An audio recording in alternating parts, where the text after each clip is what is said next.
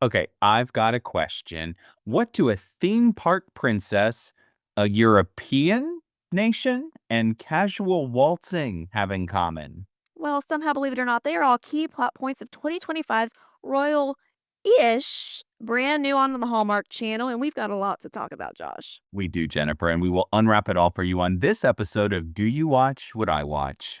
Sit down and watch, then have a talk with Jennifer and Josh. So, if you're watching us on YouTube, you can probably tell by Jennifer's background, we are in the royal frame of mind, but we're also kind of in a theme park frame of mind. Are you a theme park fan?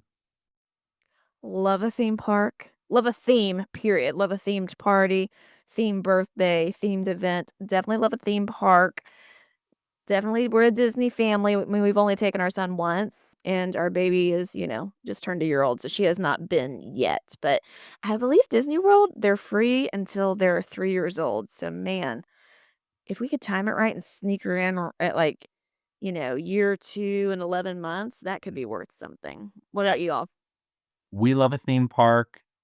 I don't know that I am all about going to Disney World until I have assurances that they will be core memories. I want our kids to, if I'm going to shell out that kind of cash, these better be core memories, is my mentality. So I think we're going to wait until we're, in that 12, 8, 6 range and that kind of thing, just to make sure that it's locked and loaded. So You gotta stick it in there. I get that. But you all recently went to not an amusement park, but a family fun attraction of we sorts, did. right? Now, I will tell you, not a theme park, kind of a theme park, I guess. We love an indoor water park.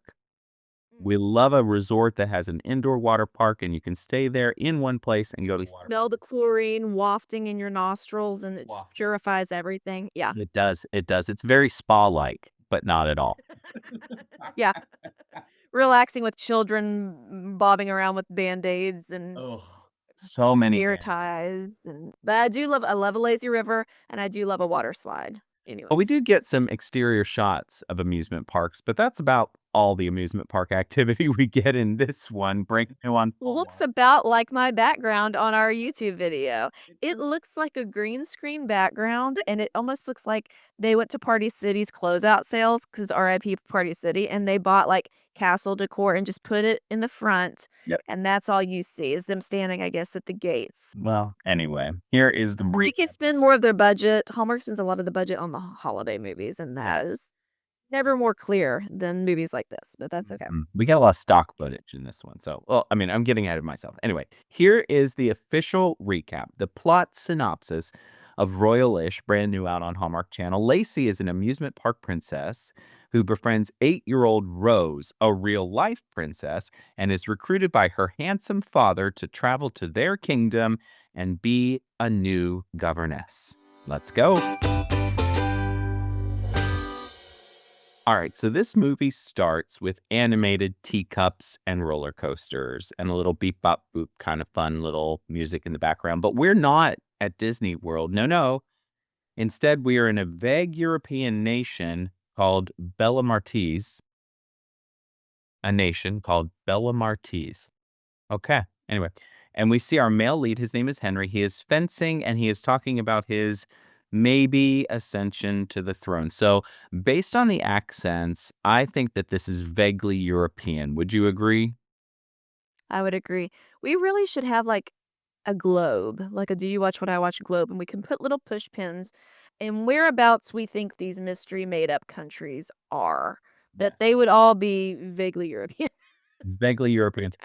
There's a British accent afoot here, and there's sort of that kind of British snobbery throughout. So, that's kind of what we're getting here. Hoity and toity. Like, how close is it to the mystery country from Crown for Christmas? Like, that kinda thing. I wanna know. Neighboring. That's why we need the push pens. Yes, we'll get on that. Now we are at Bobo Disney World and we see our female lead. Her name is Lacey, and she is being a delightful, perfect pink princess named Princess Sweet Pea. She's gabbing with her roommate April, And she's worried that she's getting too old to be a princess. Her parents are retired in Hawaii. She's working a second job at a cafe. She has aspirations of an advanced degree. And it's clear she is sort of sad about the direction of her life. She also has an ex-boyfriend, so not much is going well for our girl Lacey. Now, did you, Jennifer, recognize this actress? No. Have we seen her before? Not necessarily on Hallmark. So her name is Nicole Sakura, and she was in an NBC show called Superstore.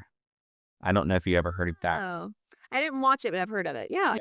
I thought the show was really funny. So she's got a comedy background, not necessarily a drama background, Mhm, and I'll let that be that for this point. Yeah. Picking up Second, food. Yep. seconds later, we're back in Europe, and Henry and his daughter Rose, cute little girl, Mhm. great little child actor. Toast adorbs. Yeah. Totes adorbs. They're talking about needing a new governess because Rose is struggling with bravery. She got bucked off of a horse and she needs a break before school starts. Hashtag royal problems, that sort. And Henry suggests she learns a few things about bravery from the fairy tales that she's reading. So, of course, Henry, being a single dad and heart of gold here, decides he's going to, hey, if she needs to learn a lesson about bravery from fairy tales, you know what I'm going to do? I'm going to find an obscure theme park in the United States and just book a trip and we're going to go. And what do you know? Seconds later, we're there. Like literally Yep. next day. Yep. We're there, and Princess Sweet Pea, again, our girl Lacey, she's arriving for her tea party. So the whole gist is that she wears this gigantic pink outfit. She comes out, she does this ceremony with the girls who are there. It's giving very bibbity bobbity boutique at Disney World. Was Yep. the vibe I was On the getting. nose. Yeah. That's exactly what it is. But also, you can have dinner, not that I know, at Cinderella's castle, and the princesses will rotate and come to your table too. Mhm. So it could have been a little bit of that, but I agree. It was a bibbidi bobbidi boutique. Say that 3 times fast. Yep. No Yeah. doubt. So we gonna get Henry's flagged for there. copyright by even saying Disney World and bibbidi bobbidi boutique on this podcast. Well, Because Walt be flagging stuff. Hopefully not. This could be the shortest podcast ever if it's just like, that it's cut off immediately. cut it. Anyway, the Henry is there. Again, he's a prince and he's there wearing a ball cap, which apparently is all he can come up with for a costume. I didn't recognize you when we got on the Zoom call because I was like, who is this mystery man in a ball cap? Because it makes you look totally different. I know. Anyway, he's sitting there with his daughter. It's kind of cute, and they're having this conversation about bravery. Now, Lacey, as Princess Sweet Pea, she toodles up to the table and she offers some optimistic wisdom. And she says, and I'm quoting here, facing the thing that makes you scared and doing it anyhow, that's bravery. And I thought, okay, I'll give you that. That's a good I can sentence. buy into it. I'll take that. Yeah. Soon enough, there's a bell that chimes off in the distance, and it's time for the royal waltz. When, what do you know? Henry is the one who decides that he's going to waltz with her, and he says he's waltzed once or twice, yuck, yuck, yuck, as royals do. And here we go. He takes the lead and they dance. It's a moment of connection, and maybe there are a few little butterflies brewing. Rose had a blast and she wants to return the next day. Now, back over in whatever European country we're in, there's trouble brewing because the prince isn't there princing. And we see this sort of thing happen all the time where a royal goes off to do something and the royal's family is a little bit miffed that they're not there doing their royal duties. That is probably not my favorite trope, the side trope that we get in these royal things, the family members that are all very snooty, hoity-toity about, people finding their own adventure in their own life. What do you think? Absolutely. We've seen this time and time again. And if you're new to the podcast, I'll at least speak for myself. Not a fan of the royal movies because they are all, in my mind, exactly the same. And Hallmark movies get a bad rap for being all the same. There are common themes, Yeah. but they're not all exactly the same, except the royal movies. And here we are. Mom is like, you're not fit to take over the throne because you're lollygagging over in the US at an amusement park and you're not, doing your royal duties like you said. What is like, if you're royal, what is the, to request some PTO? Like, what does that look like? You know? Do you have What's to the email it 2 weeks prior? I'm just sick days? confused about that. Clearly, he's confused about it too because he gets in trouble. He's naughty. Naughty prince. Naughty Prince.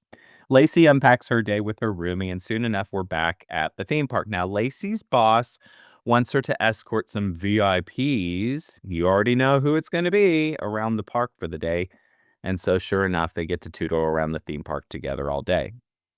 Now, the carousel is Lacey's favorite, but don't forget, horses really scare Rose. So this is her big chance to kind of confront her fear, sort of like at an entry level, and they do. It's a big success, and Henry is there riding a horse behind these two, and it's kind of a win.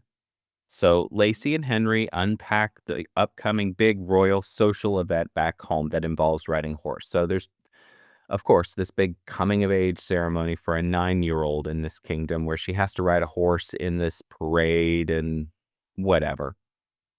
It's her entry into society, and the prince sees an opportunity, so he invites Lacey to come with them back to Bellamartese for a 3-week adventure where she's supposed to help Rose get some confidence to ride a horse in this big parade, which is a sentence that I never in the course of my life thought I would ever utter. So that's the plot setting up that we're supposed to be on board with. What are you thinking at this point? I mean, the stakes have never been lower for me. Like, the stakes are in the bottom of the dirt where the horse hooves clip clop. Okay? I could not care less. If this girl is traumatized, maybe let's, like, have some mental health checks and not force her to overcome her fears by immediately getting on an animal that could actually hurt her. I don't know if y'all saw Full House, but Michelle Tanner rode a horse back in the day. It bucked her off. She had amnesia. We didn't know if we'd get her back, guys. Okay? It was a Just very in the nick of special time. episode. Yeah. It was very tense, and I thought of that this entire movie that was going to happen to this little girl because that was drama. That was suspense. This? Not so much. Yeah.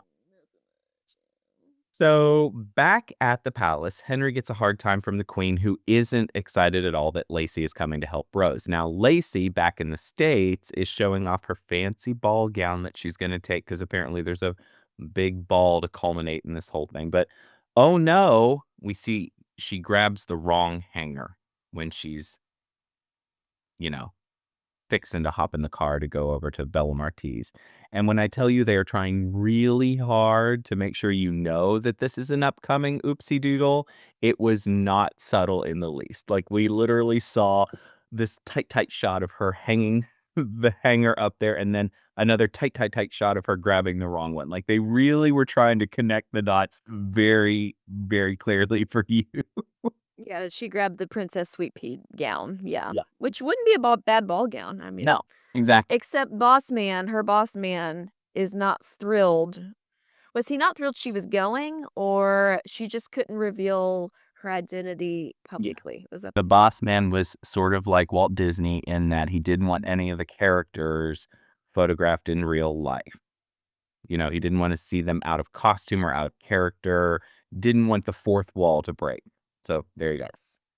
Lacey toodles over to Bella Martise, meets up with Henry at the palace. The queen thinks it's a judgment issue that her son Henry brought Lacey to Bella Martise, and Henry is all in on the whole plan. And he kind of gets angry with the queen when she questions his intentions of it all. She agrees that if Rose is successful, so if Rose can ride the horse in this parade, Rose can stay at school and he will become king, which is a lot of pressure to put on a 9-year-old and a theme park worker. Right. Like, I mean, honestly, I'm not always, siding with the queen and king in these. Every movie is the same. But she had a point. You're bringing a rando here who is a character in this amusement park, has no experience really. I mean, I guess she used to ride a horse, but like, she's not an instructor. What No. is she gonna do other than she really got along with Rose and they really hit it off? Yeah. I couldn't really get behind it. I think I'm team Queen at this point in the movie. Yeah.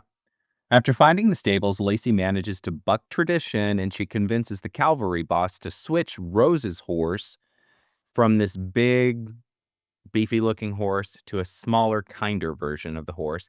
Rose pets that horse, then disappears to go do something, presumably, because seconds later, Lacey and Henry are off to tour the castle because, of course, we can't forget why we're really here in Bella Martese. It's to watch this romance blossom between these two.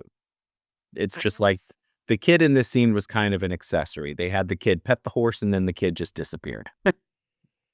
Yeah, she looked like me in Girl Scouts when we did pony pals, and they would let us ride a pony, but you could, like, braid its mane and brush it, put a little ribbon in it first to get you used to your little pony, and then you'd take, like, 3 laps around. That's what that reminded me of in Very much so. Yeah. the pony pals. Lacey and Henry talk about tradition, connection, and service to country and the tension of being a royal with a big heart. All of this while a boring meeting he was supposed to attend marches on. This scene and this conversation go on and on and on and on and on. It just was way too talky for me. Mhm. Yeah. Lacey the next day decides, hey, there's some beautiful flowers behind me. You know what I should do with these flowers? I should make a necklace for a horse, as one does. Yeah. So she makes a That's why they horse. brought her here, Yeah. that kind of intuition and wherewithal is just you can't find it anywhere else. Can't find it.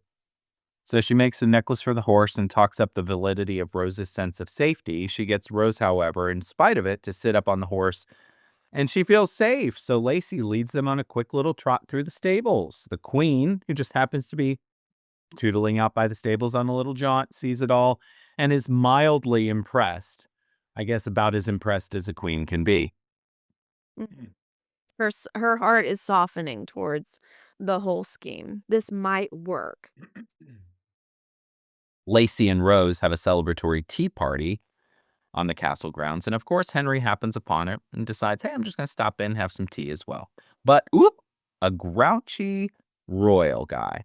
And I guess he's like an attorney. He's like a senior counsel to the queen. He's sort of like the villain in all of this. Anyway, he discovers Lacey's identity and, more importantly, the budding romance with the prince here. And he kind of sort of threatens the queen that, wouldn't it be a shame if this got out there? And so you're sort of wondering, is he going to undermine the whole thing? They want you to think that. Mhm. The queen, worried about a scandal, suggests that he take some gal named Lady Sophia out to distract the press.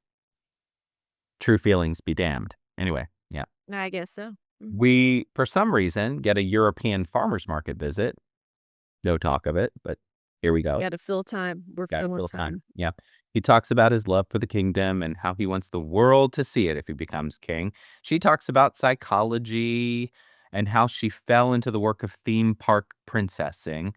He offers some encouragement to her and he makes some googly eyes at her and says she's welcome to stay in Bella Martese. And suddenly, like that, everyone recognizes him. And it's chaos. It's mass hysteria. And Lacey, used to big crowds of hysteria, working at a theme park, she suddenly swoops in and does crowd control. And so she sort of runs a photo line for the prince. Yeah. I thought that was funny. I actually liked that part. On the way back to the palace, there's big concern that her true identity will come out. If it does, she could lose her big princess job. And I've got to wonder, she doesn't want that job anymore anyway. She's going through this whole crisis where she's like, I got to take my next step. So, I mean, I don't understand why this is such a rub for her character here. It did not make sense. I guess she needs the steady paycheck until she can, really make the jump. But if Maybe that's she's it, scared what's to the thought leave. for that? Yeah, she was terrified this other gal who's filling in for her as she's trotting off to Bella Martese is gonna take over. Well, yeah, you left your post, sweet pea.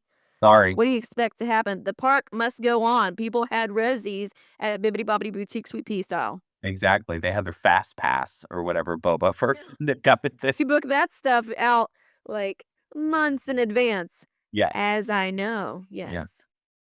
So Henry takes one for the team. He decides that the queen, he's going to take her up on her offer and goes on this setup date with Sophia, which makes him miserable. Thankfully, that relationship with Sophia is not going to be a thing. They did not introduce her as a character. We don't ever see her because Turns out she has a boyfriend, and we don't have time to unpack this potential subplot in this movie. So I know. I thought she was going to be somebody interesting. No. I do.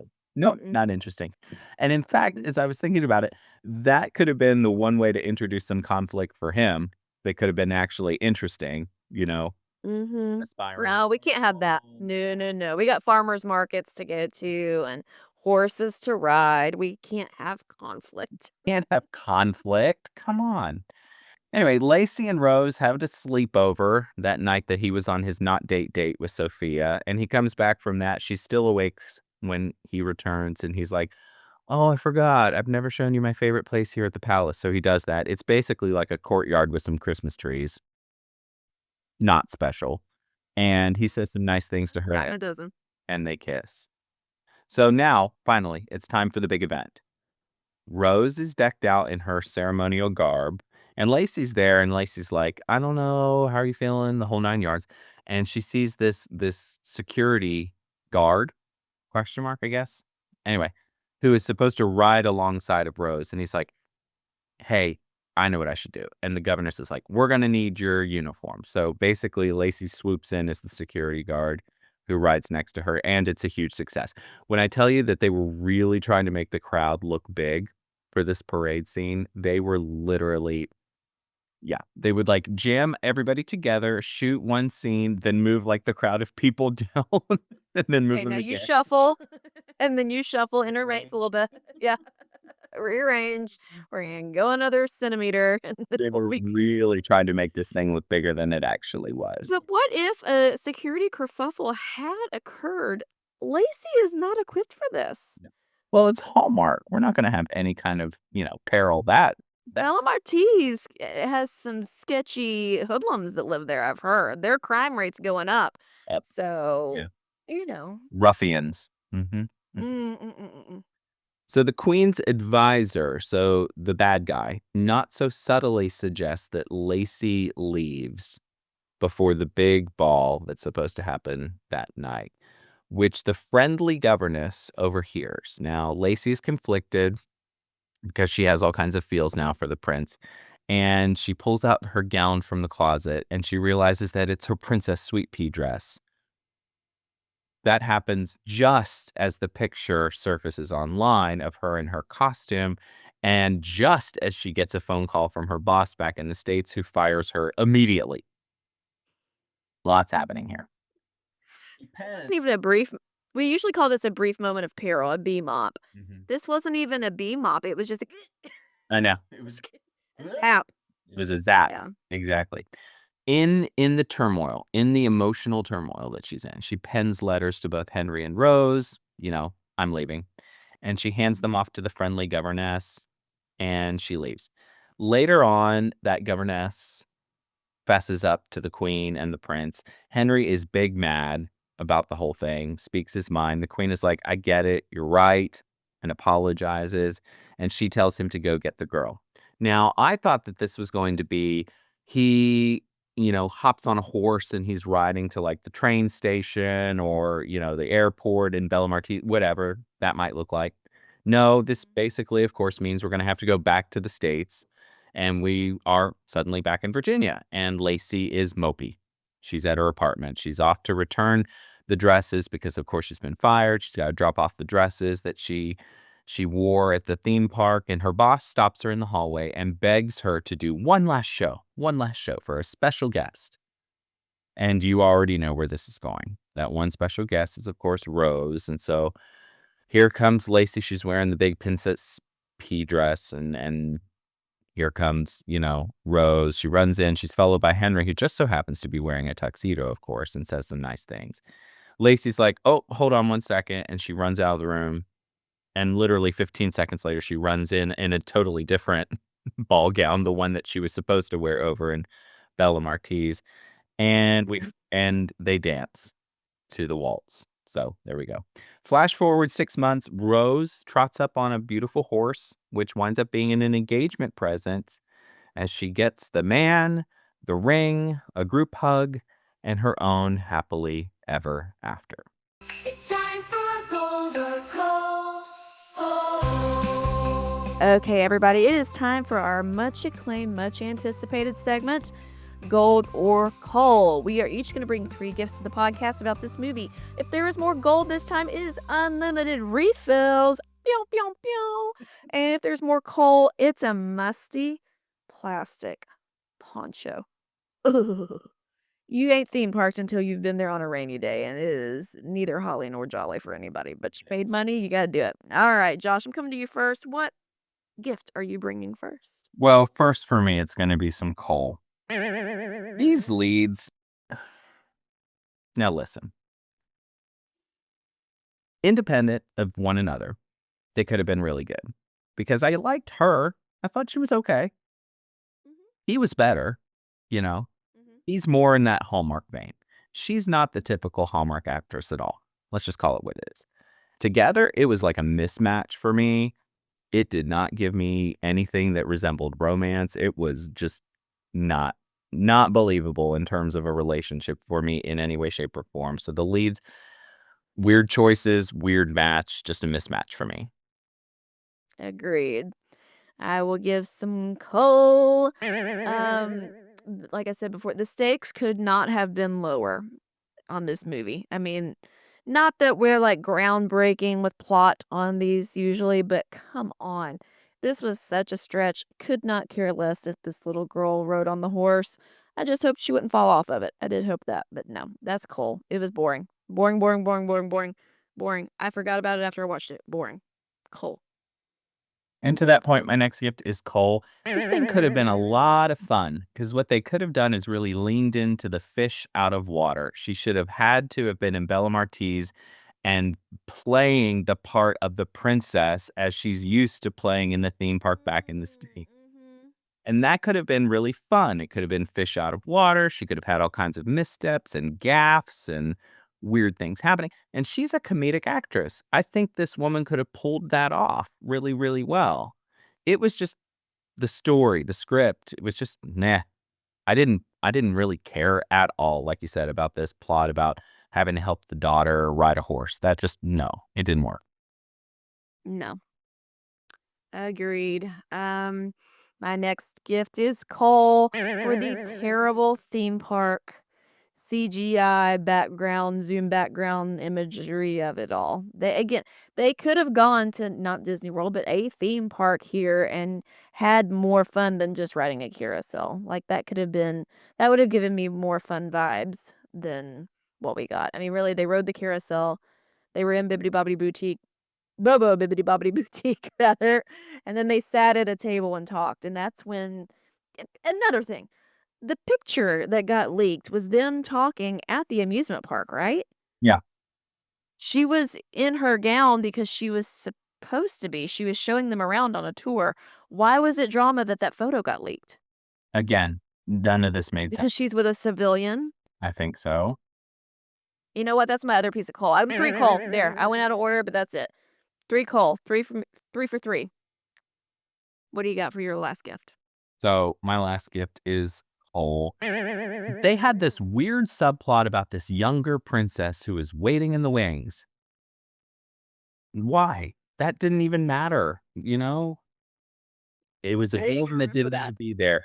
And then there was the villain who was the attorney or whatever for the queen who was trying to blow them up. It was just like a weird choice of villainry here. And I just think Mhm. that this, you know, missed the mark in a lot of ways for me. It just wasn't as fun and lighthearted as the poster made it Mhm. look like. It was really kind of just Okay, that poster needs another piece of coal, though. That thing was straight up canvaed somewhere by some intern. It was dreadful. I wasn't excited about it from no, go. no. And then there was a quote I wrote down, and I think it happened when it's literally the only note I took. Her friend was talking to her before she came over to Bella Martiz, I believe, and she said they were talking about like royal things, and she's like, "Yeah," quote, "Is there a wife princess or whatever?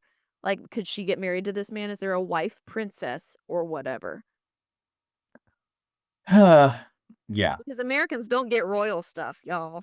not at We just all. don't get it. Not at all. So the bottom line here, we had a whole pile of coal, unfortunately, for this one, and we're going to call it a musty plastic poncho. Could anything Could anything have salvaged this for you, Jennifer? I think exactly what your point was earlier that was so good. They're just yeah. What do you think? What would you say? You're always Yeah. better at it than me. I think it's just the fish out of water thing. If you're gonna do that, if that's the whole premise of the movie, then that needs to be the premise of the movie, not her as herself helping this girl ride a horse. No. That Well, was she did curtsy a couple times and it was awkward, right? yes. How many times have we seen that? An awkward curtsy. Yeah. Just Terrible. wasn't great. Probably not worth your time. So, Mm-mm. well, if you watch this one and totally disagree with us, we want to hear it. You could totally feel free to leave us a comment below or connect with us on our social media channels. You can find links to all of our stuff out there on our website at doyouwatchwhatiwatch.com. That's right. So that's another episode in the books. Hey, if you liked this episode and some witty banter about Bibbidi Bobbidi Boutique, boop that like button and subscribe to our channel, or hopefully you subscribe to us on your favorite podcast platform. Thank you for doing that in advance. We appreciate you. We absolutely do. We also appreciate our good friend Nick Schwartz, who wrote our amazing theme song. And we appreciate all of you for taking the time to listen to us on your favorite podcast platform or watch us on our YouTube channel. All right, so our next movie, we're going to go back in the Hallmark Vault to 2019 for Easter Under Wraps. And here is the plot summary. Erin Cavendish goes undercover at her family's chocolate plant to see why sales are down when she meets head chocolatier Brian, who has new ideas on how to update the Easter product line. I have a sweet tooth already, and we will have much to discuss. But until then, May your days be merry and bright. We will see you soon.